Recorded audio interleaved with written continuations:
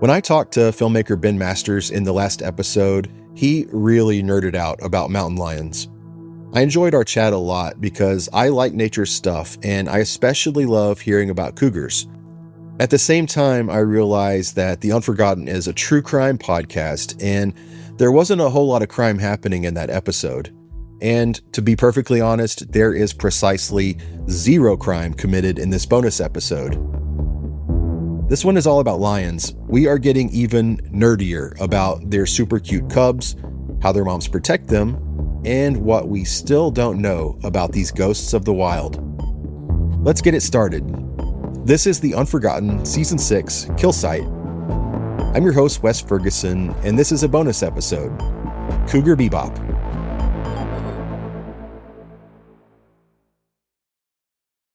I'd like to talk about mountain lions, not mountain lion politics or mountain lion controversy, or I want to talk about what they do on a daily basis, if that's all right. Please do.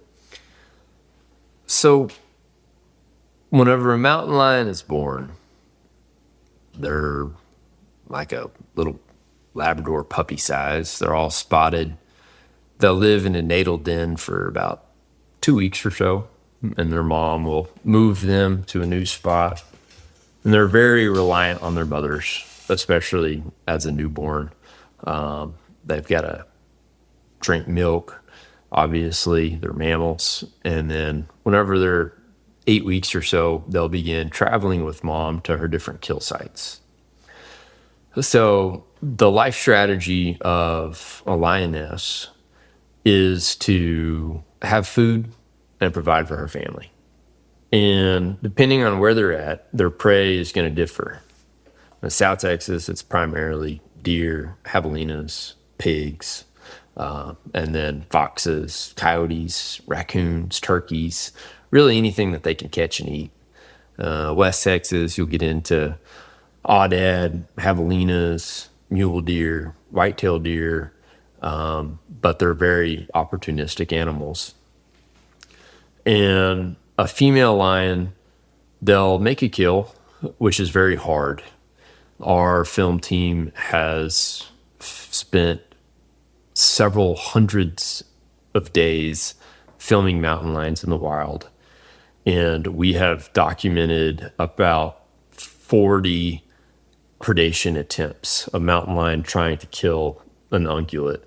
Of those 40 predation attempts that we have filmed, we have successfully filmed a mountain lion kill a mule deer in Utah, and we have successfully filmed a mountain lion and her 3 subadults kill 3 feral hogs out of a little sounder of pigs. So of the 40 predation attempts, we've seen 2 successful ones. So it is very, very difficult to sneak up on an animal that is larger than you are, that is very highly evolved to avoid being predated on, and then to jump on its back, and then to avoid getting knocked off or beat up, and to successfully be able to hold on to that prey and then kill them from asphyxiation. They clasp their jaws over the windpipe and they asphyxiate their prey. They choke them out. The mule deer that we filmed get killed, it went from alive and sleeping in its bed to being dead in maybe 10 minutes. It's one of the fastest, most swift deaths in the natural world. So once a lioness, once they kill their prey, they'll then go back to where their kittens are, and then they'll call. It's almost like a bird chirp. It's like, and it's loud, and it can travel, across canyons. It can go several miles. Oftentimes they'll do it at night whenever it's kind of calm. And the kittens will hear that whistle, and then they'll come and they'll rendezvous with mom. And then they'll go and they'll feed on the carcass. Depending on the temperature, depending on the size of the carcass, depending on the size of the kittens, Sometimes they'll stay on a kill site for 2 to 3 days. Sometimes they'll stay on a kill site for 20 days, especially in the wintertime. And if it's below freezing and if it's a large animal like an elk, they can camp on a carcass for weeks and just sit there and eat it down. And it's amazing how much a mountain lion will eat. They will really eat it down to where there's nothing left. Sometimes. But whenever the prey item begins to diminish, maybe halfway, maybe a third of the way gone, or 2/3 of the way gone, they'll begin to hunt again. Mom will begin to hunt again. So her job is to keep food on the table for the kittens. So she'll kill, they'll eat, they'll get close to getting done eating, and then she'll go out and hunt again. And sometimes they'll go days without successfully hunting. And then as they're traveling through that landscape and they're hunting, larger prey like deer or javelina or feral hog, they'll come across a lot of smaller stuff that is never accounted for in any of the research because it doesn't pick up on the cluster sites. They kill a lot of foxes, they kill a lot of coyotes, they kill a lot of jackrabbits, quail, all sorts of different stuff. They're cats. They see something that they can eat and they'll pounce on it and eat it. And interestingly, one of the mountain lions that we filmed, a collared cat in New Mexico, kind of on the east side of the Aldo Leopold Wilderness, we followed her for, like 5 months or so. And she definitely killed mule deer, but she was killing about 3-to-1 coyotes to mule deer. But you would have never seen those coyote kills in a traditional research because traditionally, whenever a mountain lion kills something, it'll make these GPS pings in one spot for like 5 days. And then the researchers go there and they see what it is. Well, they're only going to give a cluster for 4 or 5 days if it's a large animal. And those researchers are missing all of the animals that the mountain lion kills and eats for an hour or 2 hours.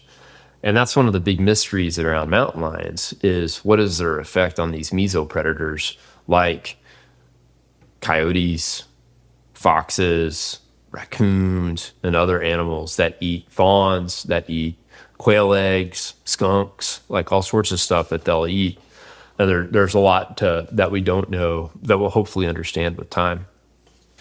So mountain lions, the mothers, their kittens will grow. She'll feed them. Mortality is pretty high for kittens. Normally they'll have 3. The average is 3. Normally only 2 make it to dispersal age. They're very reliant on their mom all the way until they're about 2 years old. But at around 14 to 16 months or so, they'll begin spending a lot of time alone. They'll begin trying to hunt by themselves. They'll begin kind of just spending more time exploring around their territory and poking around by themselves. But mom will kill, and she'll go up on top of the hill, and she'll do her call, bring the kittens in, and they'll do that for their whole lives. Even as an adult, you'll see a lot of carcass sharing between different generations where there will be like the grandmother, her daughter, and then her granddaughters all at a kill site, all sharing. You'll see it with males as well, where like a father will kill and then he'll share that kill with some of the females within his territory. So they're more social than a lot of people give them credit for. They just don't run around in prides like the African lions do. So, whenever they get to be about 2 years old or so, the female kittens will often set up a home territory inside of the mother's territory or adjacent to or nearby. And then the males will disperse. They don't want to breed with their siblings or with their mom. Plus, that dominant tom that is living inside of that area is going to kick any competitive males out. So those 2-year-old males that get kicked out, those are our big primary dispersers that go into strange places like Frisco or East Texas, or they had one that traveled all the way from Salt Lake City to Denver in like 2 months. It swam across Flaming Gorge Reservoir. It's nuts. So that's kind of just a little bit about mountain lion biology. An old cat will live to be like 8 or 9 years old. So the females will have, if they're lucky, 3 or 4 litters, and then the males, their life strategy is much different than the females. They're not involved in the parental care, but their job is to defend that territory from any other males that may come in and then kill their offspring in order to mate with that female.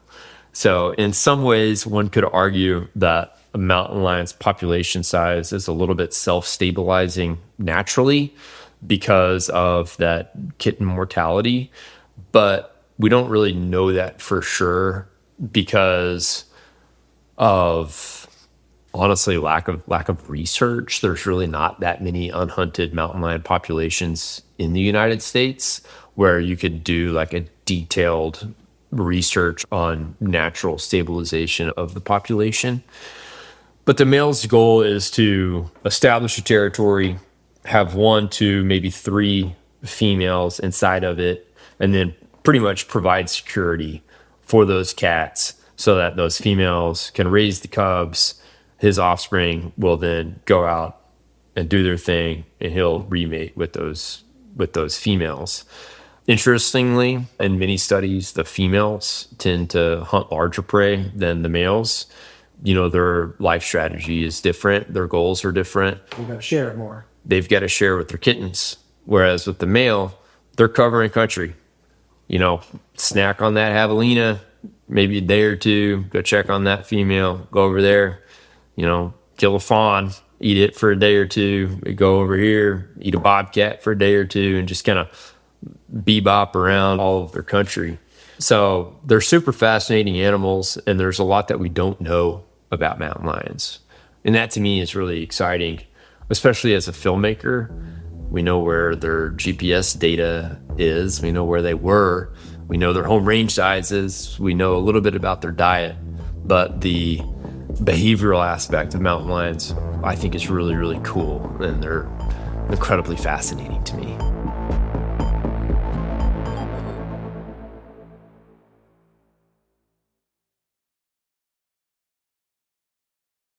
Thank you for listening to The Unforgotten. To dig deeper into the story and see photos, case files, and more, check out our newsletter at unforgottenpod.com.